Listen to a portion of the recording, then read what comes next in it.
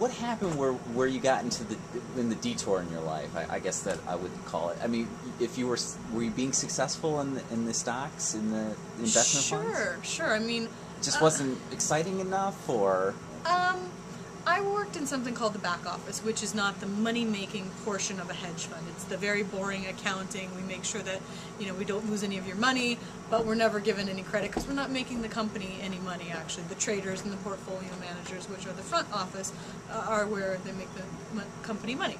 okay. So I was at a level where I was probably not going to ever move up again. I was vice president, maybe a little bit, but the salary is pretty stagnant past a certain point. And it's a boys' club.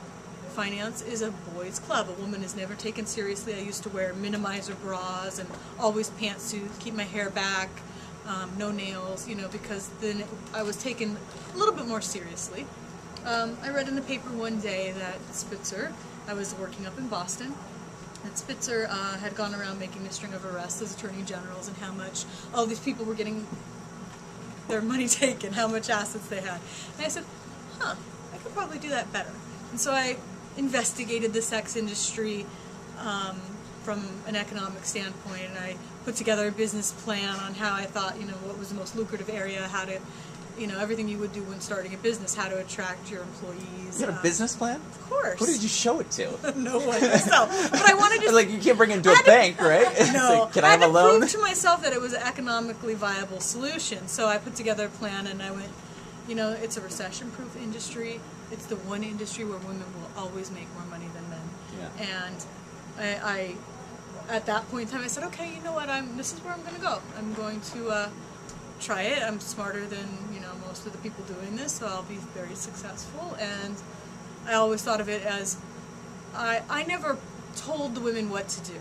I told them, hey, look, there is an expectation, but it's your body. You make your own choice. Whether or not what you want to do. I'm not forcing you to do anything. I could never do that. So I thought of it as a woman's. It's her body. It's her right to decide what she wants to do with it. I'm not going to say either which way. I'm just going to provide the marketing and the potential clients, and then where it goes from there is really up to two consenting adults. Yeah. And did you get a sense that you were like untouchable, or that they wouldn't catch up with you, or that you could thrive and make a living and maybe retire off of what you earn, or? The bulk of my assets I actually saved. I didn't spend. I put a huge amount of money into a retirement account for my mother. And I did think that there was a point in time where, I was probably going to go to jail. I actually hired an attorney prior to my arrest to try to negotiate immunity for me, because I felt the ball about to drop. Obviously was unsuccessful in that endeavor because I went to jail. But I've always said that in that industry it's not a matter of if, it's a matter of when you're going to jail. And, I thought I had more longevity because I paid taxes and I issued the girls 1099, so I was contributing to society, to my state. I was trying to do things as above board as possible, but there's always it's not above board, right. And for that I would never commit a crime again. I definitely spent 4 months in solitary confinement, which was the most awful place. Rikers Island is the most awful place you can ever imagine. It's nothing like what you see on TV. It's 50 times worse, full of maggots and roaches and people going through withdrawals and urinating on themselves and defecating. It's quite an awful place where you're not fed and the conditions are subhuman. And then to come out and by Department of Probation standards, I'm considered a sex offender, but not by criminal justice. So I'm not one of the people that has to register or give my DNA or all of these things.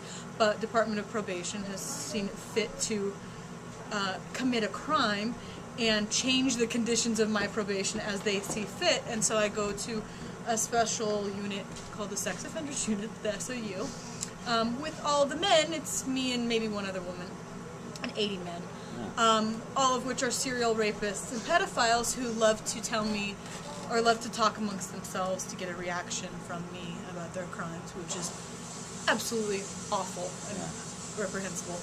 And I go to special counseling once a week. I mean, because you're in this group, you're just all lumped together, and so obviously for those types of guys, the criteria is very high on probation to make sure you don't reoffend. And so I'm here going to this every day, thinking to myself, what is wrong? Like, how is this as a victimless crime? I mean, these guys are talking about stalking children at school, meeting their mothers at churches, and I'm a number of times I just came back from there crying. I've been stalked. I've had people's probation revoked for stalking me. And I just, there's something wrong with our society right now. So. Knowing what you know now, it wasn't worth it, right? You should have stayed in the back office, maybe try to get the vice president spot. Or no, maybe... Well, I was already the vice president. Oh, okay, I'm sorry. President spot. You know... Maybe I'm putting words in your mouth.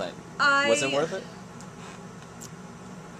I have to say that, you know, I mean, I did forfeit a substantial amount of money, especially when, you know, they know everything. They get your offshore, they get everything. Sure. If you buried money in your mother's backyard, they'll get it. Because that's what they want. That's the whole point in investing. If I wasn't making any money, they wouldn't waste the law enforcement budget to go after me. Right, if you're a small fish. Yeah. But in hindsight, I wouldn't have grown as a person. I wouldn't have taken the time out to care more about other people than I cared about myself, to learn that I could use my voice. Prior to this, I was one of those people that thought that, you know, the guy with the most amount of money wins the election anyway, so why bother vote?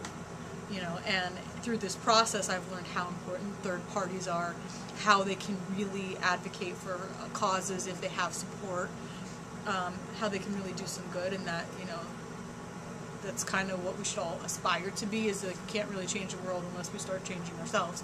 So that's, I wouldn't give up that experience, even though it's been extraordinarily hard, and I put my family through a very hard time. It's, you know, my mother didn't know what I was doing. She thought I was still in hedge funds, and found out because the Daily News drove from LA to Fresno and knocked on her door and showed them a picture. My mom's like, that's not my kid.